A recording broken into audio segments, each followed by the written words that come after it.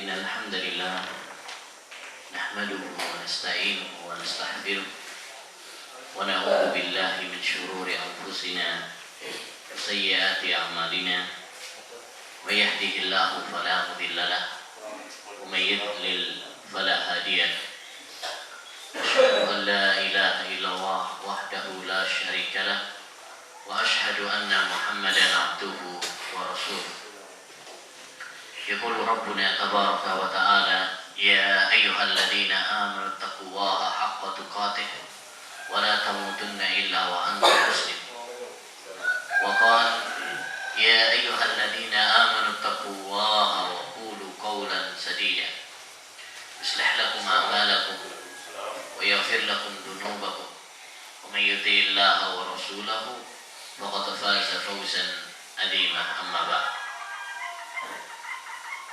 Ma'asyiral muslimin, jemaah yang semoga senantiasa dirahmati oleh Allah Subhanahu wa taala.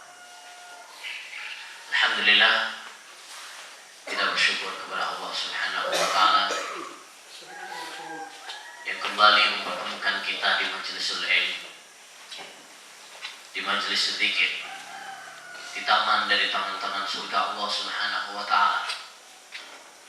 Yang kita berdoa agar kita semuanya dimasukkan dalam hadis Nabi sallallahu alaihi wasallam, "Man salaka tariqan yaltamisu fihi ilma, sahhalallahu lahu bihi tariqan ilal jannah."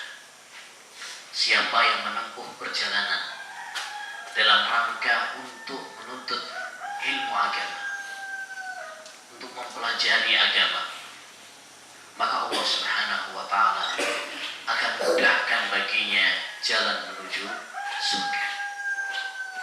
Karena dengan belajar agama, dengan mempelajari Islam, kita akan tahu mana yang benar dan mana yang salah, mana tauhid, mana syirik, mana bid'ah, mana sunnah, mana ketaatan dan mana kemaksiatan. Sehingga jelas bagi kita mana yang mengantarkan ke surga Allah Subhanahu wa taala sehingga kita laksanakan, dan mana yang mengantarkan kita ke neraka Allah Subhanahu wa taala sehingga kita tinggalkan. Oleh karenanya, termasuk tanda kebahagiaan dan tanda keinginan Allah Subhanahu wa taala bahwa Allah menghendaki kebaikan bagi seorang hamba adalah tatkala Allah Subhanahu wa taala memudahkan baginya untuk memahami agama. Rasulullah sallallahu alaihi wasallam bersabda, "May yuridillahu bihi khaira yufaqihu fid din." Barang siapa yang dikehendaki oleh Allah kebaikan dunia dan di akhirat, maka Allah Subhanahu wa taala akan fahamkan dia tentang agama.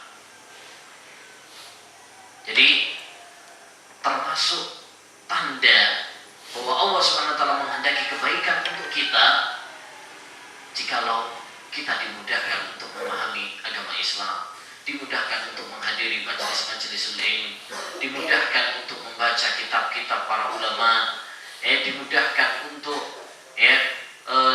mendengarkan nasihat-nasihat Al-Quran dan Sunnah Nabi Sallallahu Alaihi Wasallam. Itu adalah tanda bahwa Allah Subhanahu wa taala mencintai kita, tanda bahwa Allah Subhanahu wa taala menghendaki kebaikan bagi kita. Ayyuhal ikhwah, jemaah yang semoga dirahmati oleh Allah Subhanahu wa taala.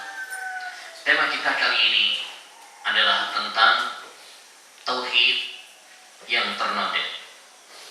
Tauhid merupakan perkara yang sangat penting untuk dipelajari dan untuk diuraikan. Kenapa? Karena tauhidlah Allah Subhanahu wa taala menciptakan kita. Wa ma khalaqtul jinna wal insa illa liya'budun. Tidaklah saya ciptakan jin dan manusia kecuali agar mereka beribadah kepada saya. Dan karena tauhidlah Allah Subhanahu wa taala menurunkan kitab-kitabnya. Karena tauhidlah Allah Subhanahu wa taala mengutus nabi dan rasulnya. Karena tauhidlah Allah Subhanahu wa taala menciptakan surga dan neraka. Karena tauhidlah Allah Subhanahu wa taala mensyariatkan jihad. Semua itu menunjukkan kepada kita betapa pentingnya masalah tauhid. Karena tauhid adalah pondasi. Jika pondasi ini baik, maka yang lainnya pun akan baik. Adapun jika pondasinya jelek, maka yang lainnya pun akan jelek. Idzal mal aslu ghairu zakin, fama tasku madadahril furu. Apabila pondasi seseorang kuat, maka yang lainnya pun akan kuat. Sebaliknya, jika pondasinya tidak kuat, maka kapanpun tidak kuat. Ibaratkan kita bangun rumah, kalau pondasinya kuat, maka atasnya pun insya Allah akan kuat. Tapi kalau pondasinya saja keropos, nggak kuat, maka yang atasnya pun apa? Temboknya, dindingnya, atapnya akan mudah untuk rubuh. Demikian juga tauhid. Ibadah seorang, akhlak seseorang, semuanya tergantung kepada tauhidnya. Itulah rahasia kenapa Nabi Muhammad SAW, demikian juga para nabi-nabi sebelumnya, memulai dakwah mereka dengan tauhid. Ikhwani wa akhwat, ada beberapa keutamaan tauhid ini. Yang pertama, tauhid adalah pondasi semua amal. Allah Subhanahu wa taala berfirman, memberikan perumpamaan dalam surat Ibrahim ayat 24, alam tara kaifa daraballahu masalan kalimatan thayyibatan kasajaratin thayyibatin asluha sabitun wa farquha fis sama. Tidakkah kamu perhatikan bagaimana Allah Subhanahu wa taala memberikan perumpamaan kalimat thayyibah, yaitu kalimat tauhid, seperti pohon yang baik, pohon yang kokoh. Ditafsirkan bahwa pohon yang kokoh adalah pohon kurma. Sebagaimana pernah ditanyakan oleh Nabi SAW kepada para sahabat, tahukah kalian sebuah pohon, dia adalah perumpamaan seorang mukmin? Lalu Nabi SAW mengatakan bahwasanya maksudnya adalah pohon kurma. Asluha sabitun wa far'uha fis sama. Akarnya itu sangat kokoh. Pohon kurma itu sangat kokoh. Wa far'uha fis sama, dan cabangnya menjulang tinggi. Para ulama ayyuhal ikhwah menafsirkan seperti Imam Ibnu Qayyim rahimahullah taala, bahwa dalam ayat ini Allah Subhanahu wa taala menggambarkan tauhid ibarat sebuah pohon yang penuh berkah dan banyak manfaatnya. Apabila tauhid seorang telah kuat, maka dia melahirkan amalan-amalan, melahirkan akhlak yang baik, dan itu adalah tangkainya, itu adalah buah dari tauhid. Dan ini terbukti, orang yang tauhidnya baik, maka akan memunculkan ibadah kepada Allah Subhanahu wa taala. Kalau seorang sudah tertanamkan tauhid dalam dirinya, maka insya Allah dia akan rajin sholatnya, dia akan puasa, dia akan menjalankan kewajiban-kewajiban, dia akan tinggalkan larangan-larangan Allah Subhanahu wa taala. Sebaliknya, kalau tauhid seorang sudah lemah, malas. Demikian juga masalah akhlak. Demikian juga masalah akhlak. Kalau tauhid seorang telah tertanamkan, maka muncul akhlak yang baik. Seringkali Allah Subhanahu wa taala menggandengkan antara akidah dengan akhlak. Man kana yu'minu billahi wal yawmil akhir falyaqul khairan aw yes. Siapa yang beriman kepada Allah dan hari akhir, maka hendaknya dia mengatakan yang baik atau diam. Ya. Dalam lafaz selanjutnya, maka hendaknya dia memuliakan tamunya, maka hendaknya dia memuliakan tetangganya. Dikaitkan antara akidah dengan akhlak. Karena akidah yang baik akan memunculkan akhlak yang baik. Yang kedua, di antara hal yang menunjukkan pentingnya tauhid adalah bahwa tauhid dakwah seluruh para nabi. Semua para nabi, mulai Nabi Nuh alaihi salam sampai Nabi Muhammad sallallahu alaihi wasallam, mendakwahkan kepada kaumnya tauhid. Allah berfirman dalam surat An-Nahl ayat 36, "Wa laqad ba'atsna fi kulli ummatin rasula an i'budullaha wajtanibu at-taghut." Demikianlah kami mengutus pada setiap umat seorang rasul agar kalian beribadah hanya kepada Allah semata dan meninggalkan menjauhi taghut. Seluruh para nabi dakwah mereka satu, yaitu mengajak umat kepada tauhid, menyembah hanya Allah, kepada Allah semata. Ya, beribadah, memberikan berbagai macam ibadah hanya kepada Allah Subhanahu wa taala semata dan tidak memalingkannya kepada selain Allah Subhanahu wa taala.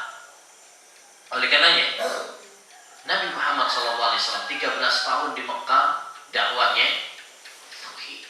Sebelum yang lainnya, ya, sebelum mengajak kepada ibadah, sebelum mengajak kepada akhlak, ditanamkan terlebih dahulu tauhid. Oleh karenanya beliau pun mendidik para sahabatnya, ya, ketika berdakwah agar mengutamakan tauhid. Ketika Rasulullah mengutus Mu'adz bin Jabal ke Yaman, apa yang pertama kali ya beliau pesankan? Innaka sata'ti qauman min ahli al-kitab falyakun awwalu ma tad'uuhum ilaihi syahadatan la ilaha illallah. Kamu adalah akan mendatangi ahlul kitab, maka hendaknya yang pertama kamu dakwahkan kepada mereka syahadat la ilaha illallah, tauhid. Maka siapapun yang ingin mengikuti jejak para nabi, termasuk jejak Nabi Muhammad SAW, hendaknya mementingkan dakwah tauhid, mengajak kepada umat kepada tauhid. Ya, setiap dakwah yang tidak mementingkan dakwah tauhid, ya, maka itu adalah dakwah yang menyimpang.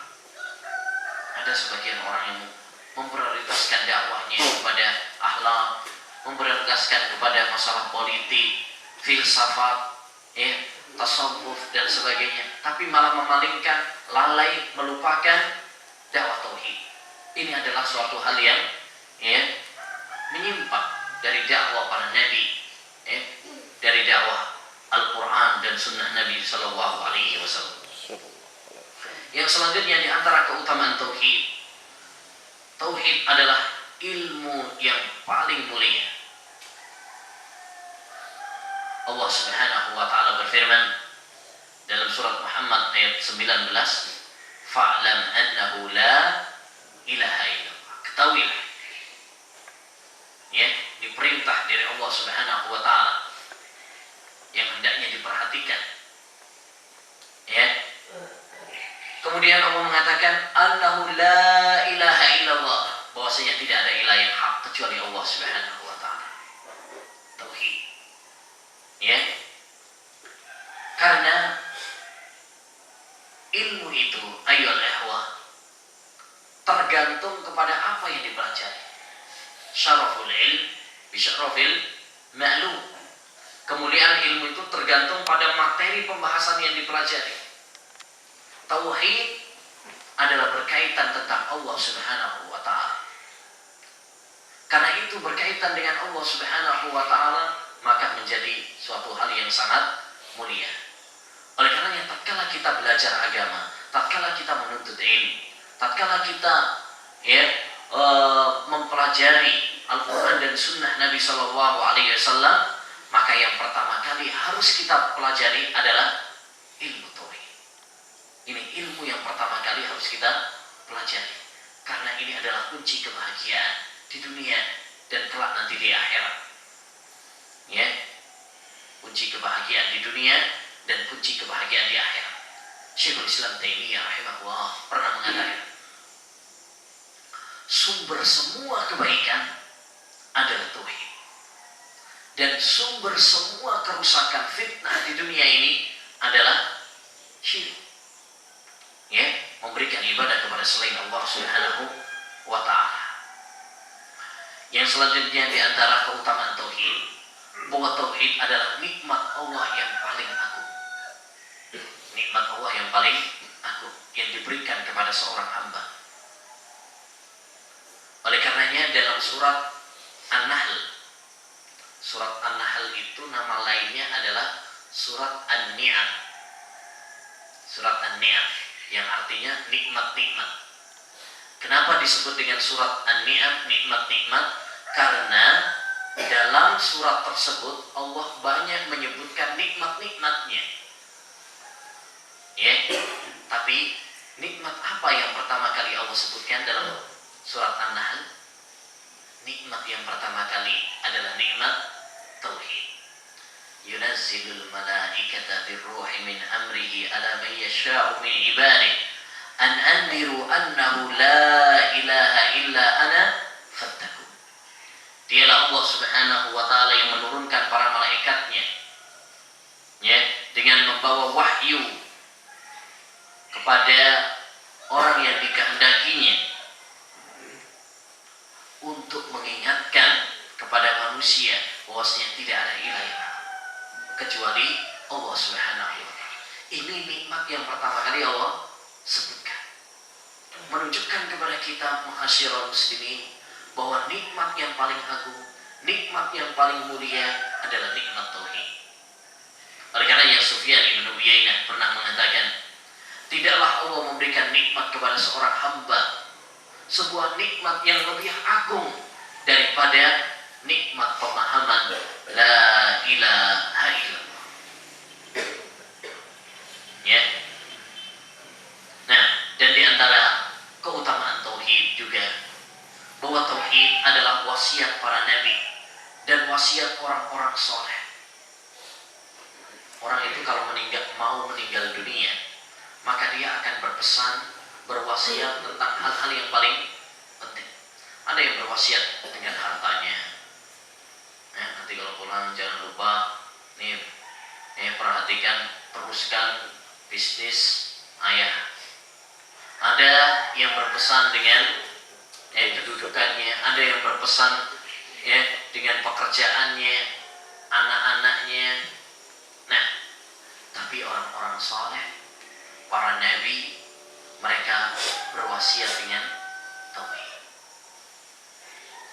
Lihat, perhatikan Luqman yang diceritakan oleh Allah Subhanahu wa ta'ala. Dan dia adalah seorang hamba yang saleh yang diabadikan bahkan dalam surat khusus di dalam Al-Quran yang disebut surat Luqman. Di antara wasiat yang pertama kali beliau wasiatkan kepada anaknya adalah tauhid. Wa idh qala Luqman li ibnihi wa huwa ya'iduhu ya bunayya la tusyrik billah inna syirka la dzulmun adzim. Ingatlah tatkala Luqman mengatakan kepada anaknya, wahai anakku, jangan kamu berbuat syirik kepada Allah. Sesungguhnya syirik adalah kedzaliman yang sangat besar. Ini wasiat yang berharga, yaitu wasiat at-tauhid. Dan di antara keutamaan tauhid, ayyuhal ikhwah, bahwa tauhid adalah sebab keamanan, sebab kebahagiaan. Keamanan suatu negeri, kebahagiaan dalam rumah tangga dan sebagainya tergantung kepada tauhid. Allah Subhanahu wa ta'ala berfirman, alladzina amanu wa lam yalbisu imanahum bidzulmin ulaika lahumul amnu wa hum muhtadun. Surat Al-An'am ayat 82. Orang-orang yang beriman dan tidak mencampurkan keimanan mereka dengan kedzaliman, Apa makna kezaliman dalam ayat ini? Syirik. Sebagaimana ditafsirkan oleh Nabi sallallahu alaihi wasallam. Ulaika lahumul amn. Bagi mereka adalah keamanan. Wa hum muhtadun, dan mereka bahagia mendapatkan petunjuk. Jadi jika kita menginginkan kenyamanan dalam rumah tangga dan menginginkan keamanan sebuah negara, maka hendaknya kita menyebarkan tauhid. Menyebarkan tauhid. Mungkin kita bisa membandingkan negara kita yang begitu subur, banyak kekayaan alamnya, bandingkan dengan negeri tauhid, Mekah, Madinah yang gersang, panas, tapi Allah Subhanahu wa taala memberkahinya dengan berkah dakwah tauhid, sehingga di sana makmur, keamanan, mana-mana gratis, sampai sekolah aja nggak bayar tapi malah dibayarin. Di Indonesia kalau memasukkan, kalau udah tahun ajaran baru malah pusing orang tua mau memasukkan karena harus bayar. Nah, ini bukti ayyuhal ikhwah bahwa keamanan itu tidak dinilai dari persenjataan yang kuat, kekayaan alamnya dan sebagainya, tapi keamanan dinilai dari tauhid. Allah Subhanahu wa taala yang akan memberkahi. Walau anna ahlal qura amanu wattaqau lafatahna alaihim barakatin minas sama'i. Andaikan penduduk negeri itu beriman dan bertakwa, maka Allah Subhanahu wa taala akan memberkahi mereka dari langit dan dari bumi. Lihat negara-negara Eropa, negara-negara barat, mungkin mereka maju dalam persenjataannya, dalam tentaranya, tapi tidak ada kenyamanan, tidak ada keamanan di negeri mereka. Banyak pencurian, pemerkosaan, perampokan, pembunuhan, dan itu tentu bukanlah sebuah keamanan dalam sebuah negara. Setelah kita mengetahui betapa pentingnya tauhid bagi seorang hamba, maka hendaknya semua kita ayyuhal ikhwah berusaha untuk menjaga iman kita, menjaga akidah kita, menjaga tauhid kita, karena ini adalah sesuatu yang sangat penting, yang sangat diperhatikan di dalam Quran dan di dalam sunnah Nabi Sallallahu Alaihi Wasallam. Bahkan dalam Al-Quran itu Allah Subhanahu wa taala membuka Al-Quran dengan tauhid dan menutup dengan tauhid. Membuka dengan surat Al-Fatihah, di dalamnya pembagian tauhid, rububiyah, uluhiyah, dan asma wa sifat. Alhamdulillahi rabbil alamin. Rabbil alamin, tauhid rububiyah. Ar-Rahmanir Rahim, Maliki Yaumiddin. Ini tauhidul asma wa sifat. Kemudian iyyaka na'budu wa iyyaka nasta'in. Ini adalah tauhid ibadah, tauhid uluhiyah. Surat yang paling terakhir penutup Al-Quran adalah surat An-Nas. Di dalamnya juga terdapat pembagian tauhid. Qul a'udzu birabbin nas, rabbin nas, tauhid rububiyah. Ilahin nas, ini adalah malikin nas, tauhid al-asma wa sifat. Ilahin nas, tauhid uluhiyah, ilah. Allah membuka dengan tauhid dan mengakhiri Quran dengan tauhid sebagai isyarat kepada kita bahwa isi Al-Quran semuanya adalah tauhid, dan sebagai isyarat bagi kita semuanya bahwa sebagaimana kita mengawali hidup, membuka hidup dengan tauhid, maka hendaknya kita menutup kehidupan kita dengan tauhid. Maka akhiru kalamihi la ilaha illallah dakhalal jannah. Siapa yang akhir ucapannya adalah la ilaha illallah tauhid, maka dia akan masuk surga. Dan kita tidak boleh merasa aman dengan akidah kita, merasa aman dengan iman kita. Wah, saya sudah kenal dakwah salaf, insya Allah akidah saya aman. Tidak. Kita harus selalu merasa takut. Karena hati manusia bisa berubah-ubah. Kita harus selalu berdoa kepada Allah dan berusaha semaksimal mungkin menjaga iman kita, menjaga akidah kita, menjaga tauhid kita. Kalau Nabi Ibrahim saja khawatir sehingga berdoa kepada Allah Subhanahu wa taala, waj'alni wa baniya an na'budal asnam. Ya Allah, jauhkan saya dan anak-anak keturunan saya dari menyembah berhala. Itu Nabi Ibrahim, bapaknya ahli tauhid. Apakah kemudian pantas bagi kita merasa aman dari kesyirikan? Makanya Ibrahim At-Taimi pernah mengatakan, "Wa man ya'manul bala' ba'da Ibrahim." Siapa yang merasa aman dari bala setelah Ibrahim? Ibrahim saja enggak merasa aman dari kesyirikan. Masa kemudian kita merasa aman? Nah, oleh karenanya perlu bagi kita untuk mengetahui noda-noda tauhid, hal-hal yang bisa mencederai dan mengotori, menodai tauhid seorang hamba. Saya akan menyebutkan beberapa hal yang bisa menodai tauhid seorang hamba, yang kita berdoa kepada Allah Subhanahu wa taala agar Allah menghindarkan kita dari noda-noda tauhid yang dapat menghancurkan tauhid dan mengurangi tauhid seorang hamba. Jadi ini banyak beredar di masyarakat. Noda-noda tauhid ini sangat banyak tersebar di masyarakat. Maka seperti tadi kita katakan, kita mengenalnya untuk kita jauhi dan untuk kita waspadai. Dan kita selalu berdoa kepada Allah agar Allah Subhanahu wa taala menjaga hati kita, menjaga tauhid kita, menjaga iman kita.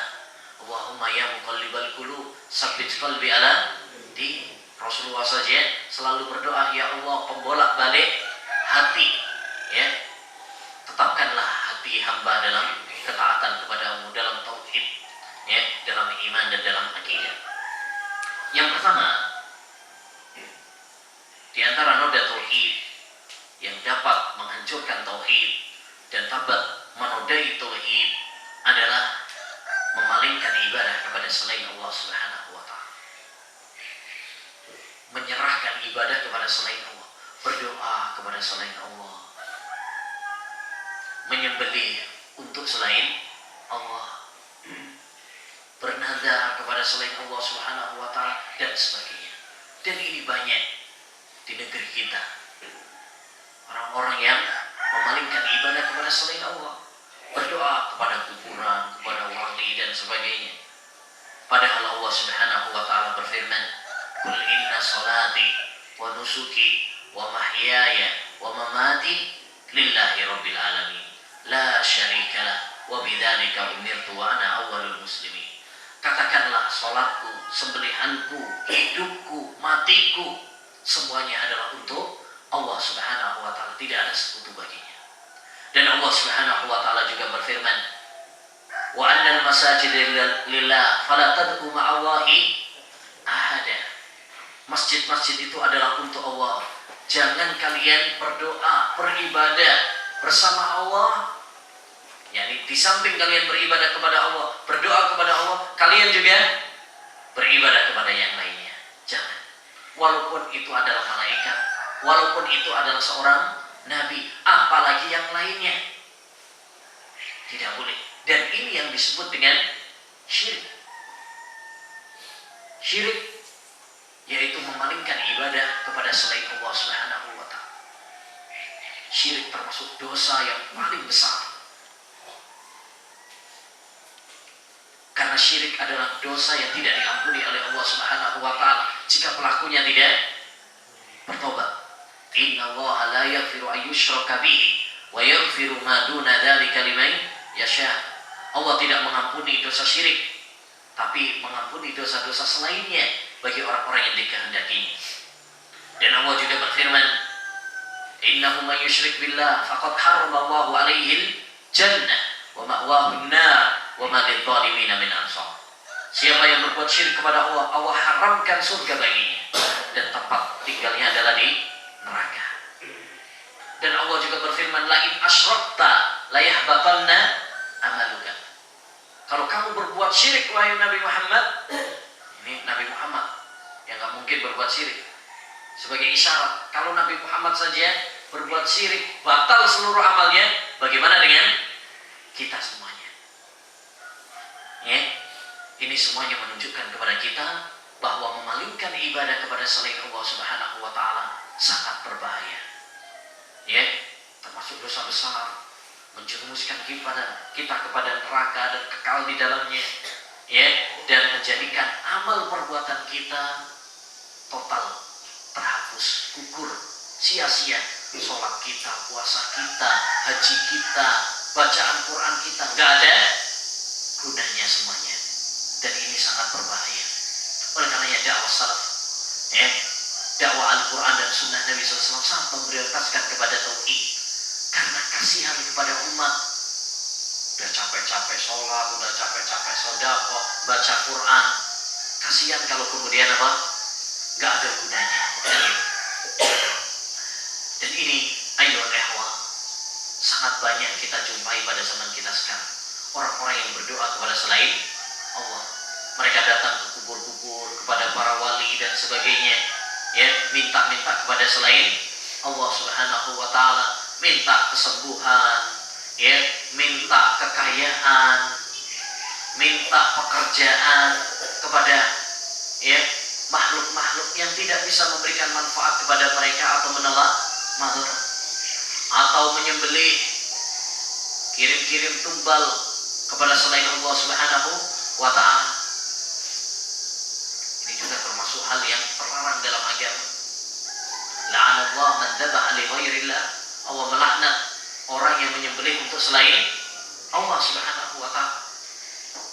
Dulu dikisahkan bahwa di negeri Mesir, kita tahu di negeri Mesir ada sungai Nil, ya, sungai Nil sampai sekarang ada sungai Nil. Pernah suatu saat sungai Nil nggak ada airnya, ya. Kemudian menurut kepercayaan orang-orang sana dahulu, kalau lagi surut seperti itu, pertanda minta tumbal, katanya, supaya bisa pasang lagi airnya. Namun gubernur saat itu, yaitu Amr bin al-As, seorang sahabat Nabi, murid Nabi SAW, yang tertanamkan di dalam hatinya tauhid, maka dia mengingkarinya dan mengatakan ini adalah budaya jahiliyah yang telah diingkari di dalam Islam, nggak boleh. Ya, tapi tetap saja belum mengalir airnya, maka mereka pun mendesak. Akhirnya Amr bin al-As menulis surat kepada Umar bin Khattab radhiyallahu anhu. Umar bin Khattab menjawab suratnya, sikapmu sudah benar bahwa itu adalah perilaku jahiliyah, ya, itu adalah nggak boleh. Kemudian setelah itu lemparkan suratku ini ke sungai ini, dan benar. Setelah sampai surat tersebut, surat tersebut dilemparkan ke sungai ini, dan isi surat tersebut adalah dari Umar bin Khattab ke sungai ini. Jika kamu, ini sungai Nil, ya, jika kamu pasang airnya ini adalah karena Allah Subhanahu wa taala, maka saya berdoa kepada Allah agar, ya, mengalirkan airnya. Tapi jika kamu mengalir karena dirimu sendiri, maka saya, ya, nggak sudi meminta kepadamu. Akhirnya setelah dilemparkan surat tersebut kepada sungai Nil, ya, belum ada semalam langsung kemudian apa, ya, pasang sampai beberapa hasta. Nah, jadi nggak jadi kirim tumbal. Bahkan kalau tumbalnya dulu itu tumbalnya orang, ini tumbalnya orang. Kalau sekarang kerbau ya, kalau kerbau, bahkan dulu di Lapindo dulu sapi hidup-hidup, ya sapi hidup-hidup dipakai untuk ini tumbal. Kadang eman-eman makanan enak-enak, ya tumpeng, sate, kemudian dibuang gitu aja. Ya, coba kalau dibagikan ke orang, ya itu udah mengenyangkan mereka. Nah, jadi ayo ikhwah, ini satu hal yang menodai akidah, satu hal yang menodai tauhid seseorang yang perlu diwaspadai. Yang kedua, di antara hal yang menodai tauhid seorang hamba adalah berlebih-lebihan kepada Nabi, berlebih-lebihan kepada orang-orang saleh. Rasulullah Shallallahu Alaihi Wasallam hanyalah manusia biasa. Namun beliau memiliki keistimewaan sebagai seorang nabi dan rasul. Oleh karenanya dalam syahadat kita mengatakan abduhu wa rasuluh, hamba dan rasulnya. Hamba agar kita tidak berlebih-lebihan, rasul supaya kita tidak meremehkan. Oleh karenanya tidak diperkenankan bagi kita untuk berlebih-lebihan kepada Nabi Sallallahu Alaihi Wasallam. Nabi sendiri yang melarang. La tutruni kama atratin nasara Isa bin Maryam. Jangan kalian berlebih-lebihan memujiku seperti orang-orang Nasrani berlebih-lebihan memuji Isa bin Maryam, sehingga mereka mengatakan bahwasanya Isa alaihissalam Tuhan atau anak Tuhan. Faqulu Abdullahi wa Rasul. Katakan bahwa saya ini adalah hamba dan rasulnya. Gak boleh kita mengatakan bahwa Nabi Muhammad Sallallahu Alaihi Wasallam adalah mengetahui ilmu gaib misalkan, karena ini berlebihan. Seperti yang diucapkan oleh Al-Busiri dalam burdahnya, fa inna min judika dunya wa darrataha wa min ulumika ilmul lauhi wal qalami. Ya, termasuk perbendaaraanmu adalah dunia dan akhirat, dan termasuk ilmumu wahai Nabi, ya, adalah ilmu mengetahui lauhul mahfud dan tentang qalam. Tentu ini adalah berlebih-lebihan, karena Nabi tidak mengerti tentang ilmu gaib kecuali apabila mendapatkan informasi berita dari Allah Subhanahu wa taala. Demikian juga ayyuhal ikhwah, berlebih-lebihan kepada orang-orang soleh, ya, selain Nabi Sallallahu Alaihi Wasallam, berlebih-lebihan kepada kuburan-kuburan dan sebagainya. Ini adalah menodai tauhid. Betapa banyak orang pada zaman kita sekarang berlebih-lebihan kepada, ya, kiai, guru, tuan guru, atau yang lain, sehingga meminta-minta atau mencari keberkahan dari mereka. Ini adalah suatu hal yang tidak boleh. Ya, Rasulullah Shallallahu Alaihi Wasallam pernah mengingatkan dari hal-hal yang dapat menjadikan kita berlebih-lebihan kepada orang saleh. Di antaranya, misalkan menjadikan kuburan mereka sebagai tempat ibadah. Ya, kuburan mereka ditaruh di masjid misalnya. Hal ini, ya, pernah diperingatkan oleh Nabi Sallallahu Alaihi Wasallam. La'anallahu al-yahud wan nasara ittakhadhu qubur anbiya'ihim masajid. Ya, Allah melaknat orang-orang Yahudi dan Nasrani karena mereka menjadikan kuburan para nabi mereka sebagai masjid. Ya. Atau kuburan-kuburan mereka kemudian kita datangi untuk kita cari keberkahannya. Ini juga menodai tauhid, enggak boleh. Syekh Al-Ghazali, Imam Al-Ghazali dalam Ihya Ulumuddin pernah mengatakan, kata beliau, innal massa wat takbil adatul yahudi wan nasara. Sesungguhnya ngusap-ngusap, mencium-ciumi, ya, petilasan-petilasan, tempat-tempat yang dianggap keramat, kuburan-kuburan, itu adalah adat istiadat orang-orang Yahudi dan Nasrani. Ya, sekarang banyak juga orang datang ke kuburan, ya, untuk kemudian apa? Meminta-minta di sana, kemudian kena berkah dengan sana. Ada dengan nisannya, sampai di sebagian tempat itu sampai nisannya ambruk.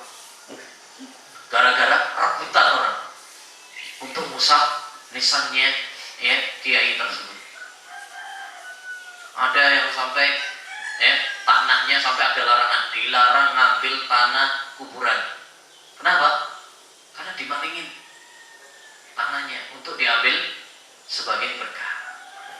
Nah, dan baru-baru saja diberitakan di media, ya, tatkala presiden ke Banjarnegara, ada tanah longsor kan di sana. Nah, dan menurut informasi di sana ada tanah longsor karena dosa-dosa dan kemaksiatan, tempat kesyirikan, tempat dosa, kemaksiatan, perjudian dan sebagainya. Benar kata Allah Subhanahu wa taala, "Dhaharal fasadu fil barri wal bahr bima kasabat aydin nas liyudhiqahum ba'dal ladzi amilu la'allahum yarji'un." Telah nampak kerusakan di daratan dan di lautan karena ulah dosa-dosa manusia. Allah menimpakan bencana kepada mereka agar mereka kembali. Harusnya peringatan bencana tersebut menjadikan mereka tobat. Nah, ini enggak. Tatkala datang presiden, air tempat yang habis dipakai untuk cuci tangannya malah jadi rebutan.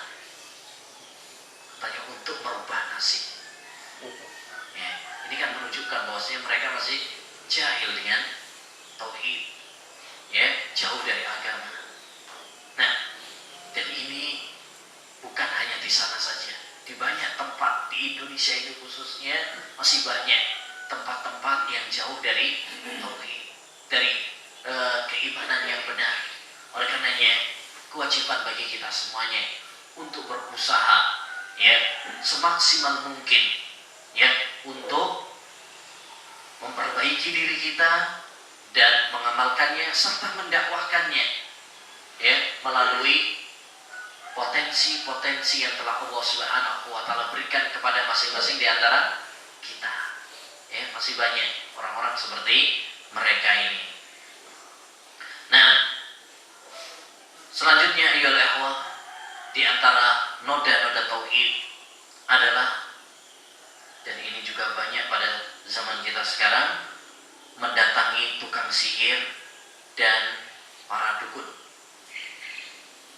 Tapi ini bukan dukun rambut, ya, bukan dukun bayi, tapi maksudnya adalah dukun, ya, mistik, ya, dunia klinik, jin, ya, dunia gaib dan sebagainya.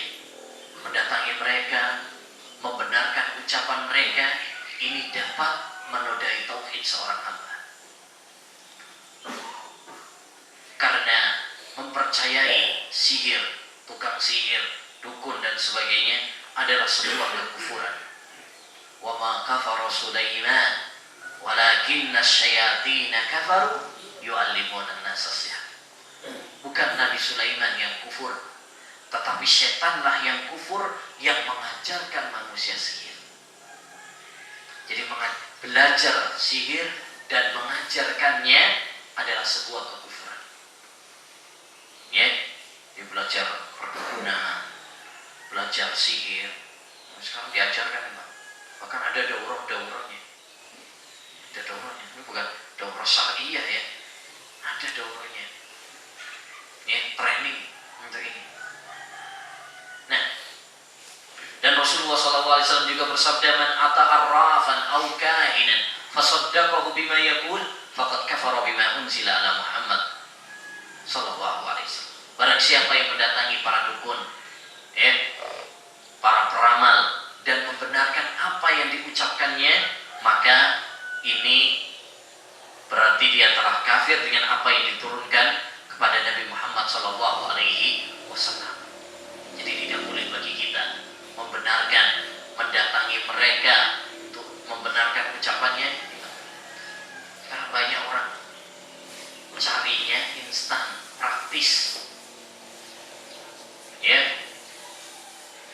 cepat kaya, perginya ke dukun.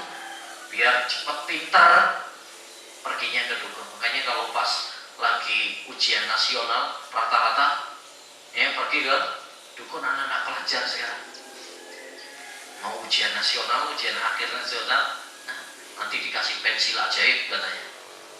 Nah, pensil keramat. Ada ya yang pergi ke dukun untuk biar punya anak, ada yang ini itu dan sebagainya, pelaris dagangannya, semua itu adalah tidak diperkenankan, bahkan bisa menodai tauhid seorang hamba atau menghancurkannya, malah sangat berbahaya. Dan dukun di sini baik dukun tradisional maupun dukun modern, atau istilah orang dukun putih atau dukun hitam. Dukun hitam, dukun putih sama aja. Dukun hitam itu maksudnya yang biasa dulu pakai bajunya serba hitam, ya, rumahnya angker, ini rumahnya angker, akiknya hitam, ya, belangkonnya hitam, semuanya pokoknya serba hitam. Ada dukun putih, ya, dukun putih, dukun berjubah putih, ya, pecinya peci putih, kiai, tapi prakteknya adalah praktek dukun. Dan sekarang banyak dipanggilnya ustaz, tapi pada hakikatnya adalah dukun. Nah, ini harus diwaspadai, dan diperingatkan, karena bagi seorang mukmin yang menjadi hakikat bukan perubahan nama, tetapi yang menjadi hakikat adalah kenyataan dan fakta. Al-ibratu bil haqa'iq la bil asma. Yang menjadi patokan adalah fakta, ya, kenyataan, hakikat, bukan perubahan nama. Nama boleh saja dirubah, ya, dari dukun dirubah jadi kiai atau ustaz. Khomer, nggak ada khomer pada zaman namanya, semuanya sudah berubah. Narkoba lah, whisky, brandy dan sebagainya. Sebagaimana kata Nabi sallallahu alaihi wasallam, la yasrabanna nasu min ummatil khamr wa yusammunahu bi ghairi ismi. Umatku akan minum khamr tapi ngerubah nama khamr. Bukan khamr lagi, tapi ya namanya udah diganti. Jadi ini sangat perlu diperhatikan bagi kita, bahwa yang menjadi patokan janganlah apa? Nama, tapi yang menjadi patokan bagi kita adalah ya, hakikat. Dan di antara hal yang bisa menodai tauhid seorang hamba adalah loyal kepada orang-orang kafir. Loyal kepada orang-orang kafir. Wala kepada orang-orang kafir. Karena ini menunjukkan lemahnya wala wal bara seorang hamba. Cinta seorang mukmin, kebencian seorang mukmin tergantung kepada kecintaan Allah Subhanahu wa taala dan kemurkaan Allah.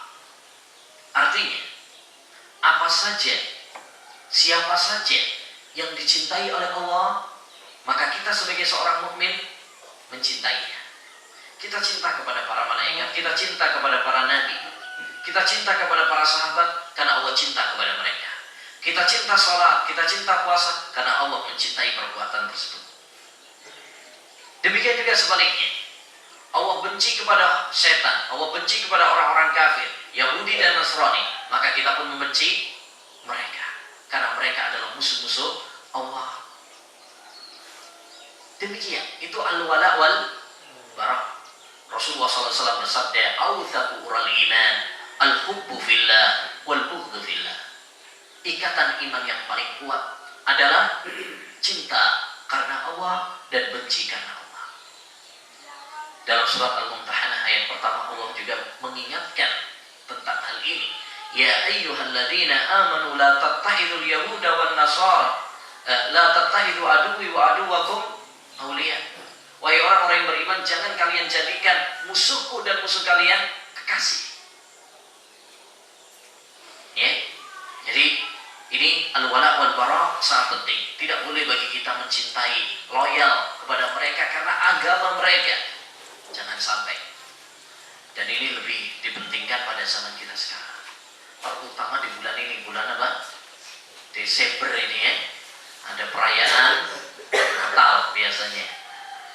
Biasanya banyak umat-umat Islam sendiri yang malah ikut mensponsorkan, ikut menyemarakkan perayaan dan syiar mereka.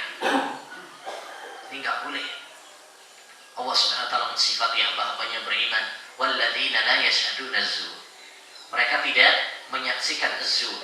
Zur ditafsirkan oleh Ibnu Abbas dan para ulama yang lain, yakni perayaan-perayaan kaum musyrikin.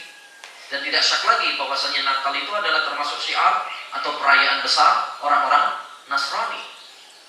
Untuk apa mereka gembira? Mereka gembira karena kelahiran Yesus, ya, atau kelahiran Nabi Isa alaihi salam sebagai Tuhan menurut mereka atau anak Tuhan, bukan sebagai seorang nabi. Mereka gembira karena mereka merayakannya sebagai anak Tuhan atau Tuhan, bukan sebagai nabi. Kalau sebagai nabi nggak ada masalah. Kita umat Islam juga percaya bahwasanya Nabi Isa adalah nabi. Tapi kalau kita rayakan, kita gembirakan karena dia adalah Tuhan atau anak Tuhan, ini yang lancang kepada Allah Subhanahu wa taala. Bahkan dalam surat Maryam Allah mengatakan hampir saja langit pecah, bumi pecah dan gunung runtuh gara-gara ucapan mereka. Takadus samawatu yatafattarna wa tanshaqqul ardu wa tahirrul jibalu hadda an da'u lirrahmani walada. Hampir saja langit pecah, bumi pecah, dan gunung-gunung runtuh karena mereka mengklaim bahwasanya Allah Subhanahu wa taala punya anak. Tentu ini adalah sangat bertentangan dengan agama Islam. Lah kalau kemudian kita ikut-ikutan atau mengucapkan selamat, ini berarti ikut mendukung, nggak boleh. Man tashabbaha biqaumin fahuwa minhum. Siapa yang menyerupai satu kaum maka dia termasuk golongan mereka. Bahkan kata Imam Ibnul Qayyim dalam kitabnya Ahkam Al-Dhimmah, mengucapkan selamat Natal itu adalah haram dengan kesepakatan para ulama. Bahkan lebih besar dosanya daripada mengucapkan selamat berzina, selamat minum khamr, selamat membunuh. Kalau ada orang berzina kemudian kita kasih selamat berzina, pakai kartu lagi, kemudian kita kasihkan dengan senyuman, maka orang yang berzina, wah ini jazakallahu khair, syukron, gitu ya. Karena mendapatkan dukungan kan gitu, karena mendapatkan dukungan. Nah, itu dosa besar. Nggak boleh kita mengucapkan selamat berzina, selamat itu kan nggak boleh, dosa besar. Karena berarti apa? Mendukung kemaksiatan.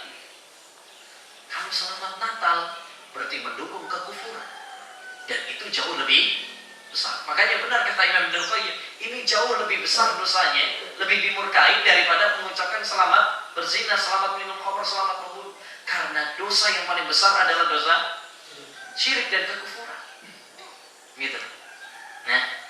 Nah, jadi ini ayyul ikhwah wala wal bara. Bukan berarti kemudian kita tidak ada toleransi terhadap umat-umat non-muslim. Ya, kita boleh berbuat baik sama mereka. Sebagaimana ada dalam surat Al-Mumtahanah juga. La yanhakumullah. Allah tidak melarang kalian.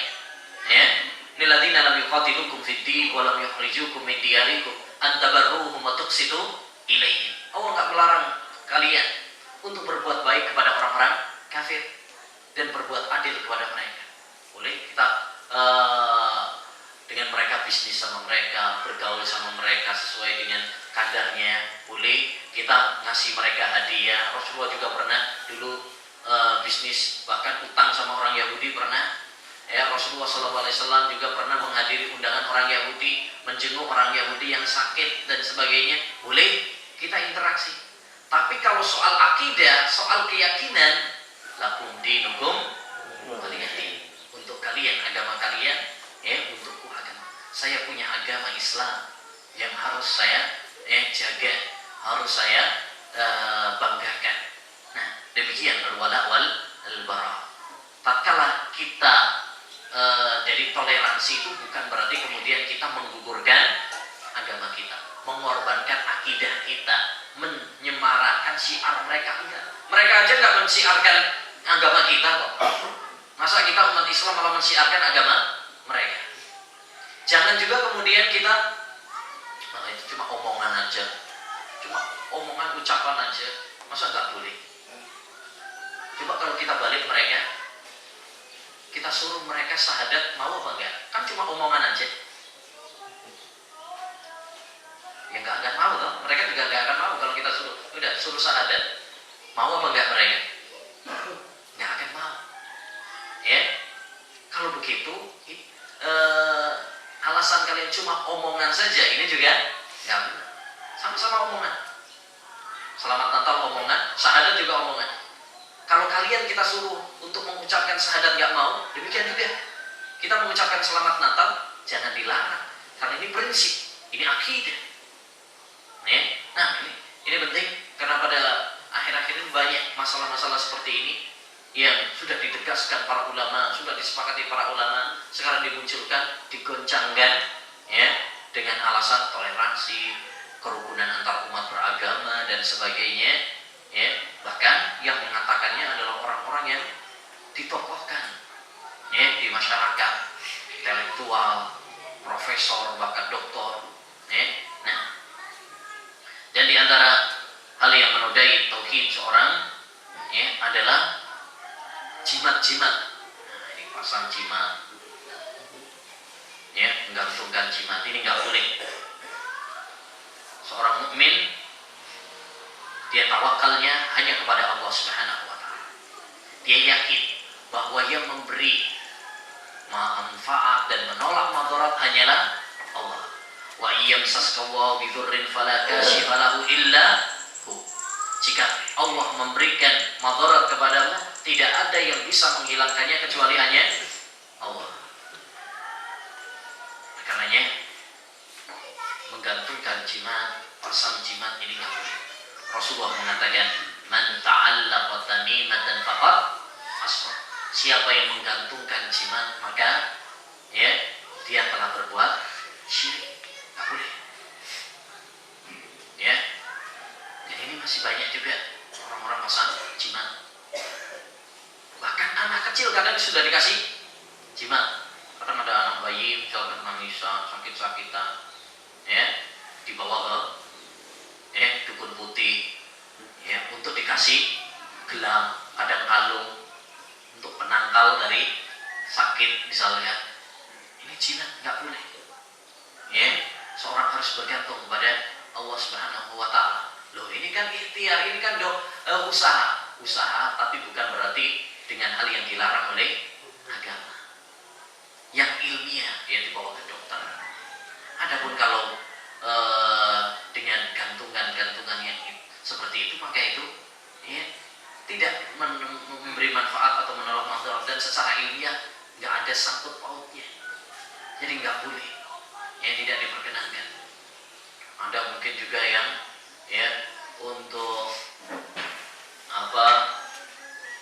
pasang jimat untuk laris dagangannya. Ada yang pasang jimat supaya kelihatan berwibawa sama orang, ya, dan sebagainya. Semua ini adalah terlarang di dalam agama, ya. Baik.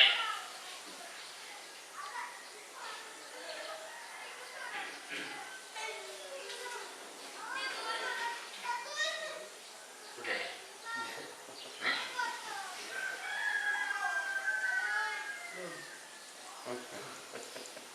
Jam berapa ya? Jam 6. Jam 6. Sampai jam berapa? Hah?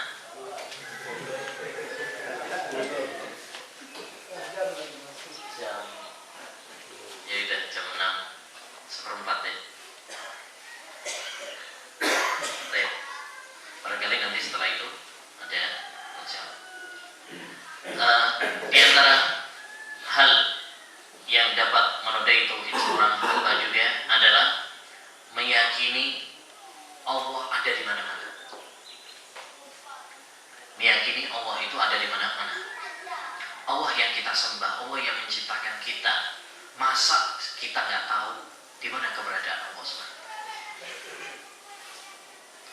Ini pertanyaan sebenarnya sederhana, masalah yang sederhana. Tapi anehnya kalau kita tanyakan kepada banyak orang Muslim, ya, banyak di antara mereka yang nggak ngerti, atau mungkin jawab tapi jawabannya ngaco. Ada yang bilang Allah ada di hatiku, ada yang bilang Allah Subhanahu wa Ta'ala di mana-mana. Ya, ada yang mengatakan Allah tidak di atas, tidak di bawah, tidak di dalam, tidak di luar. Nah, filsafat. Nah, padahal dalam banyak ayat Al-Quran dan dalam banyak hadis telah disebutkan tentang di mana Allah Subhanahu wa Ta'ala. Seorang sahabat senior madhab Syafi'i rahimahullah ta'ala pernah mengatakan, dalam Al-Quran itu ada 1000 dalil yang menunjukkan bahwa Allah tinggi di atas arsy. Ya, bahwa Allah Subhanahu wa Ta'ala tinggi di atas arsy-Nya. Ar-Rahmanu 'alal arsyis tawa, dalam 7 ayat dalam Al-Quran.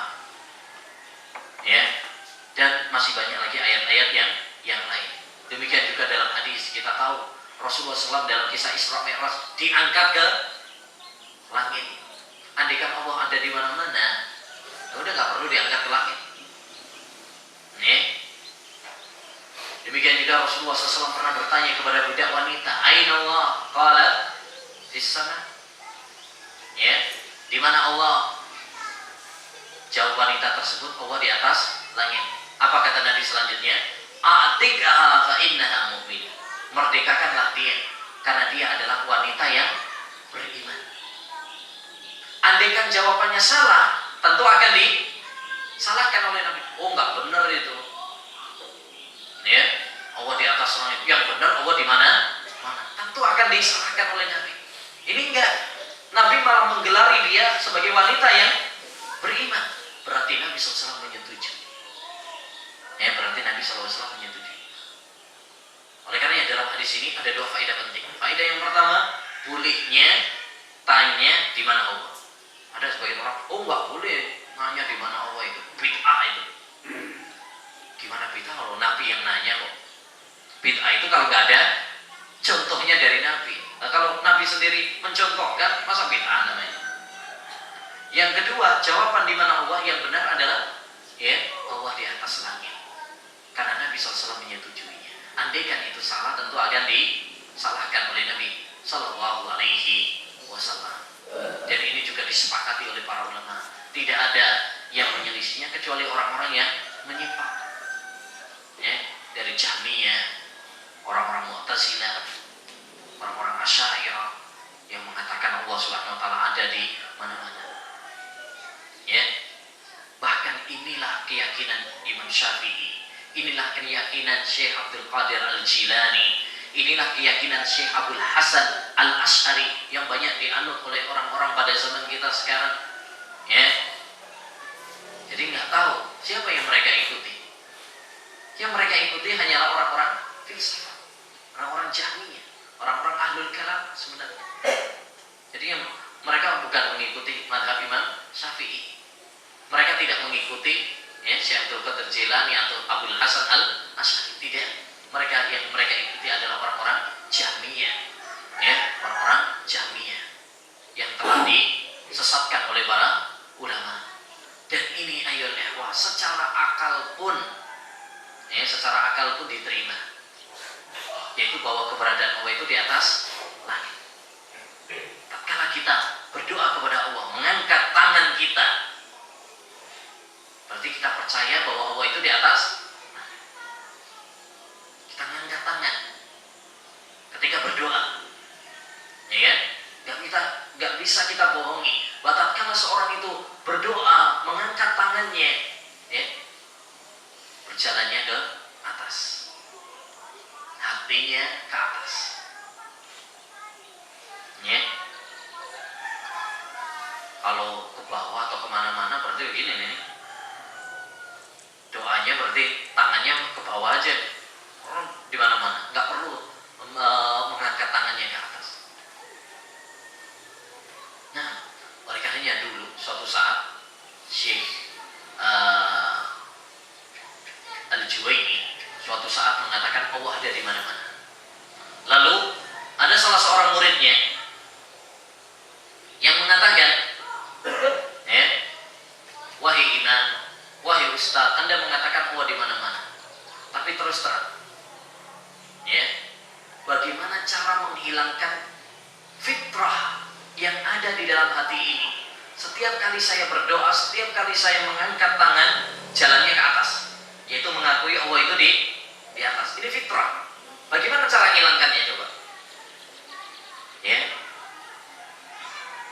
kan bukan dalil ini, fitrah manusia yang masih bersih mengatakan Allah itu di atas langit.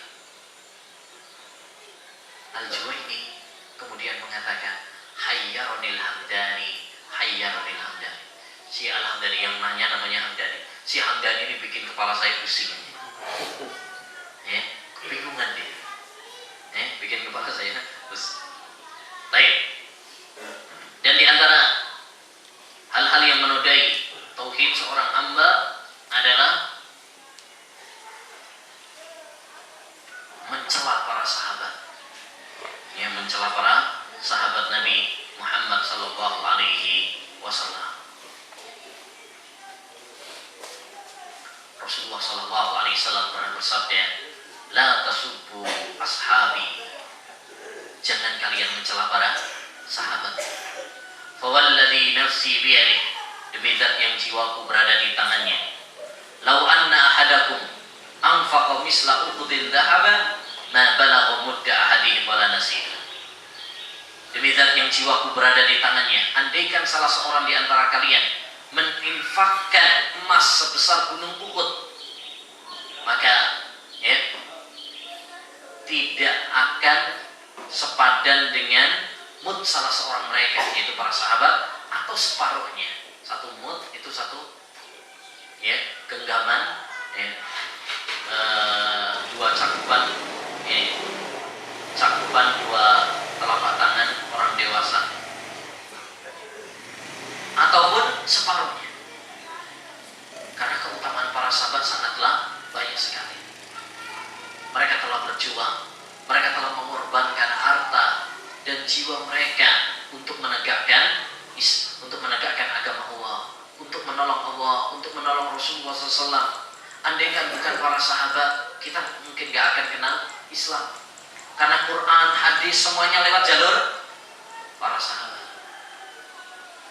Oleh karenanya ikhwan, siapapun yang mencela para sahabat, yakinlah bahwa sebenarnya yang mereka inginkan adalah Islam itu sendiri, Quran dan Sunnah.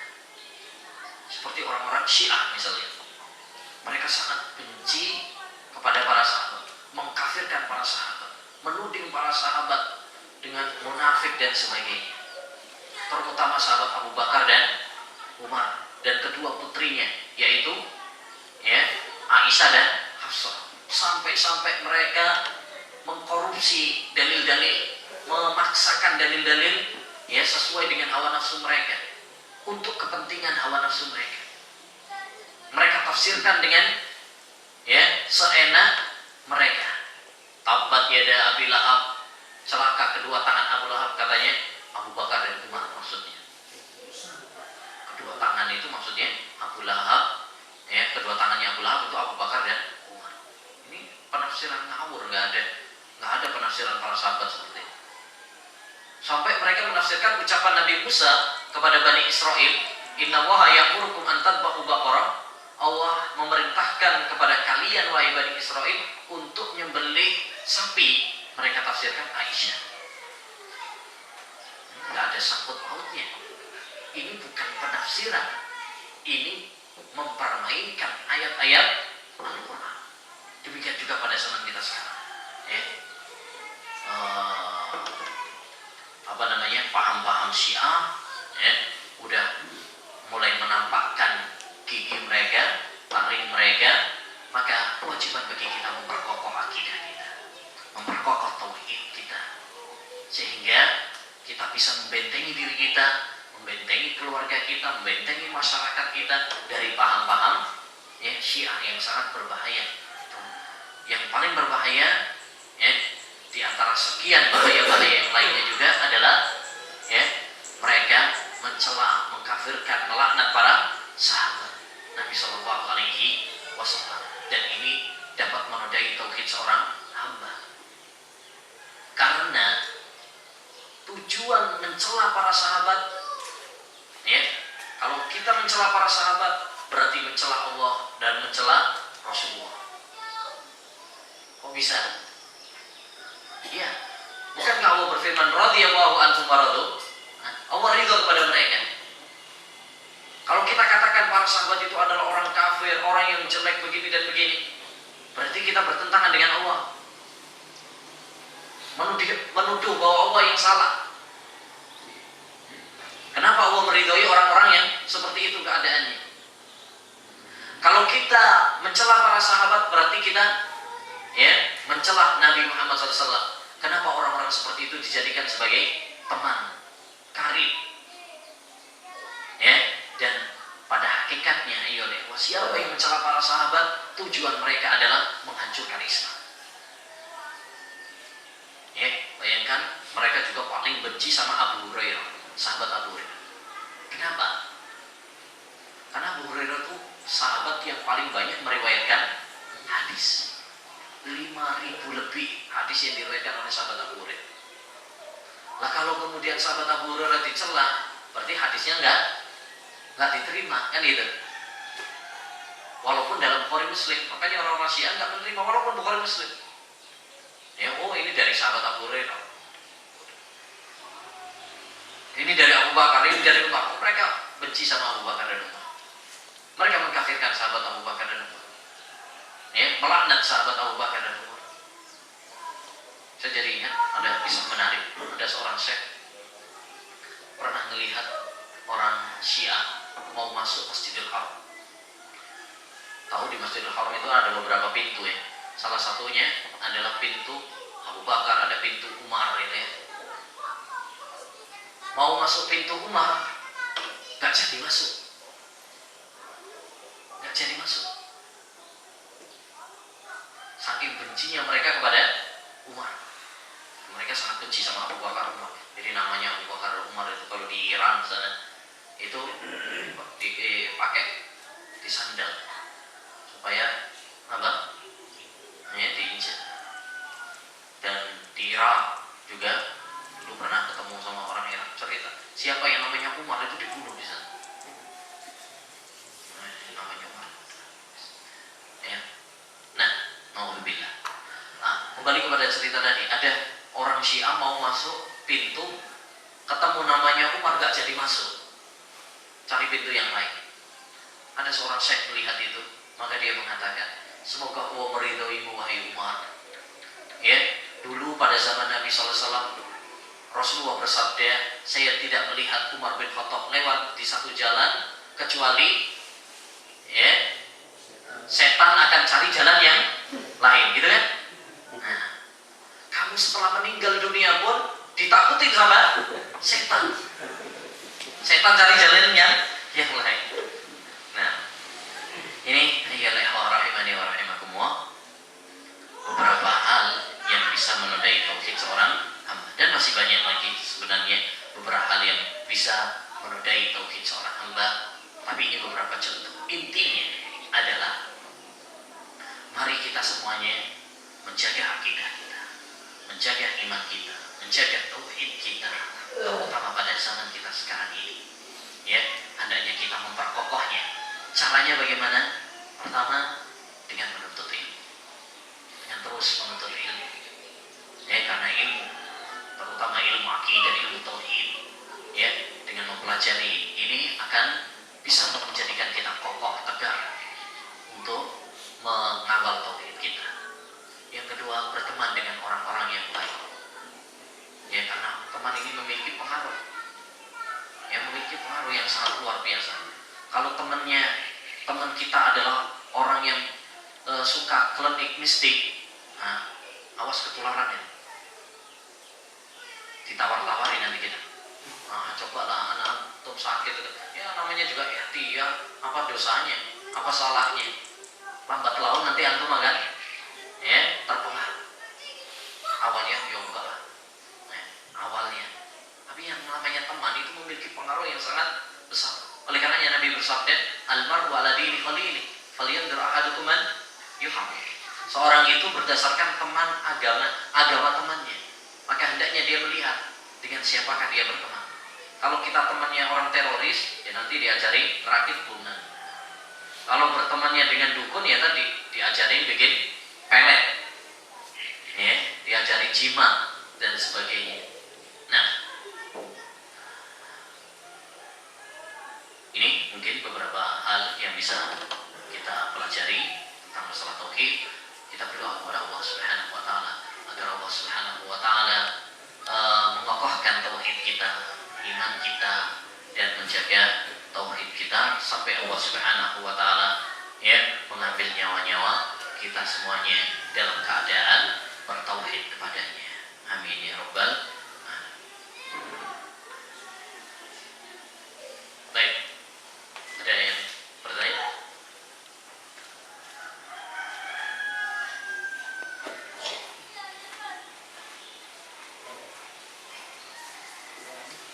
Tidak ada. Wassalamualaikum